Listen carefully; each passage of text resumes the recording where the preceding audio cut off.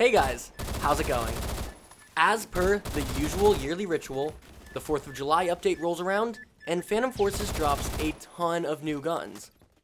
While I might be a little late, that hasn't stopped me before, and won't stop me this time, from making a full breakdown of these guns. But contrary to the last update video, I'll only be going over the new guns here. Or, well, new weapons. We'll go pretty in-depth on the 8 new weapons, so definitely stick around to see that.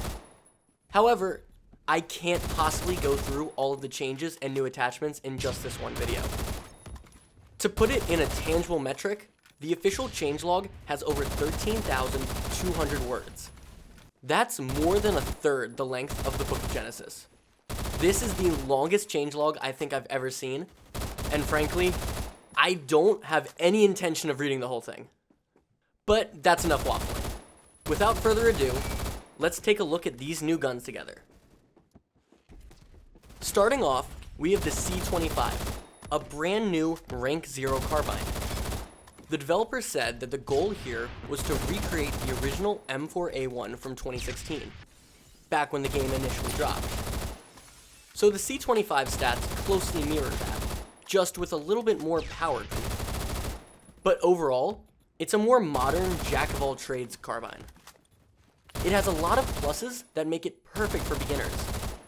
For example, it has extremely low recoil for a carbine, good damage ranges, a strong 1.5 times headshot multiplier, a quick reload time of only 1.89 seconds, and access to a ton of powerful attachments, such as all the modified barrels, SOP mod stock, the new Shell Shock OTM, and 20 tact.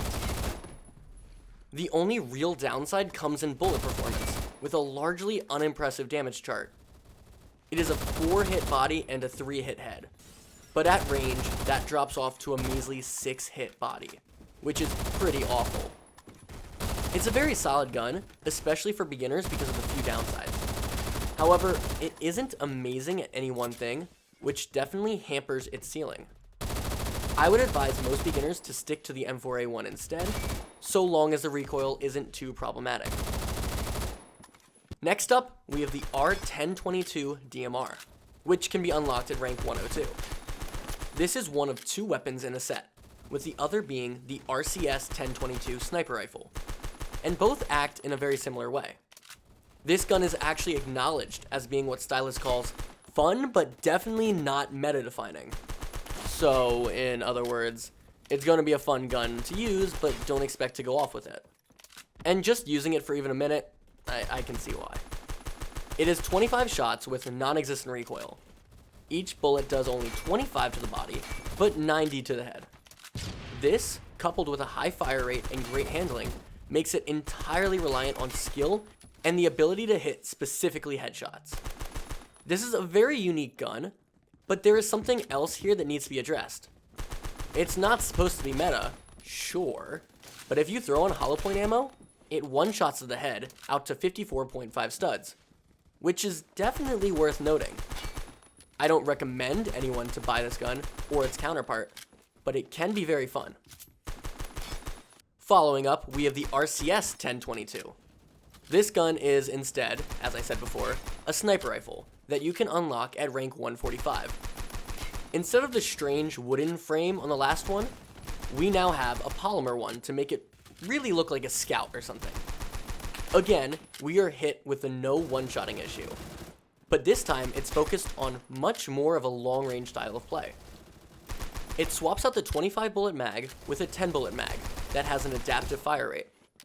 It starts out with 700 fire rate and then decreases to around 500, which obviously is still really high for a sniper. But at least it has a higher muzzle velocity than the R1022 at 1,720 studs per second. On headshot, it does 99, I know, one away, and 18 to the body up close. Unfortunately at range, if you theoretically hit only body shots, it will take 7 hits to kill. Yes, you heard that right. It's a sniper rifle that does 14.7 damage per body shot at range. Between the 2 of these guns, I definitely prefer the DMR version, but neither are going to be in the usual gun rotation. Coming up next, we have the Mark 12 SPR, unlocked at rank 204. Contrary to how this gun looks, it is a DMR and not a battle rifle, even though it has almost perfect stats for a powerful CQC battle rifle. So the big thing here is that there are two fire modes. The semi-automatic fire mode starts with 700 fire rate, decreasing to 550, and then the automatic has a static 680 fire rate. So for long distance, the semi-automatic is much preferred. But it's more than reasonable to just leave it on auto because of the insane stats. While it only does 33 damage per shot, it comes with a 1.15 times torso multiplier and a 1.8 times headshot multiplier. It follows suit with most battle rifles. It 2 shots to the head and 3 shots to the body. When it is on full auto, there is significantly more recoil, but even still, I think most people will tend to gravitate towards using it as a battle rifle. Next up, we have another sniper in the Timberwolf. Unlocked at rank 210, we have our third sniper that follows the sweet spot chart. Unlike most one-shot snipers, this gun has a very long one-hit kill torso range, making it pretty unique. It can one-shot to the torso over the range of 45 to 169 studs, and this range can be adjusted with the hunting or precision barrels. For a .338 Lapua Magnum sniper, 51 fire rate is definitely on the higher side, along with the 4.2 studs of penetration. But with all of these positives, it suffers a lot due to the inability to one-shot up close and the clunky handling. It's described as a halfway between the Fix and the M82A1, but that's mostly because it's just the third sniper to have the sweet spot chart.